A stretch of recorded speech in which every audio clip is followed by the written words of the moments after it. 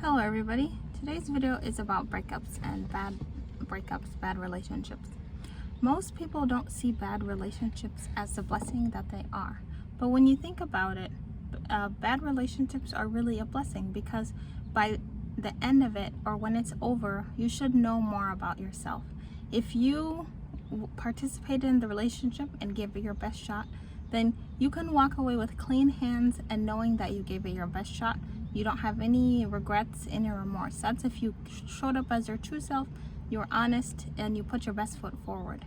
So when you leave that bad relationship, you should know more about yourself and more of what you want, what you don't want, what you're willing to accept in the future, and what you won't put up with. Once you walk away from a bad relationship, you should remain single for a little bit and really sit down with yourself and make a list of what you don't want in your next partner and what you learned about yourself from this bad relationship or bad breakup.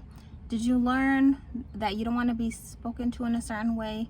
You don't want to be misunderstood? You should write down like what you feel the other person didn't do right, so then you know that you can write that as a characteristic that you don't want for your next partner. Or you can write the opposite. Write what you do want instead of what you don't want.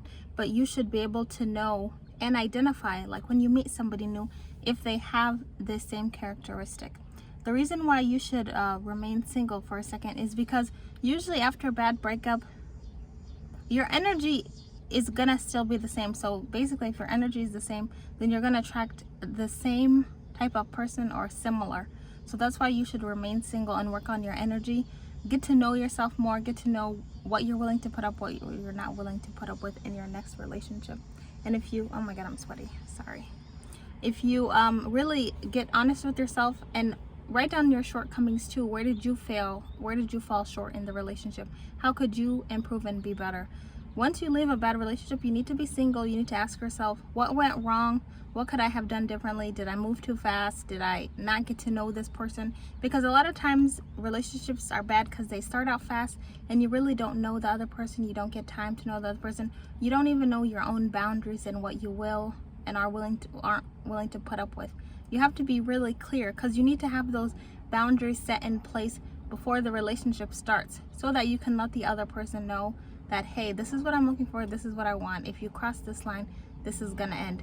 You need to be very clear, not only with yourself, but with the other person. And you need to enforce those boundaries. So look at a bad relationship as a blessing. It's a chance to get to know yourself more, and you should know a little bit better of what you want. Maybe in the next relationship you won't get exactly what you want, but you'll learn from that relationship too. So you basically just keep tweaking. But like I said, don't rush into a relationship after you end a bad one, because the chances of you meeting the same person is very high because your energy is still the same.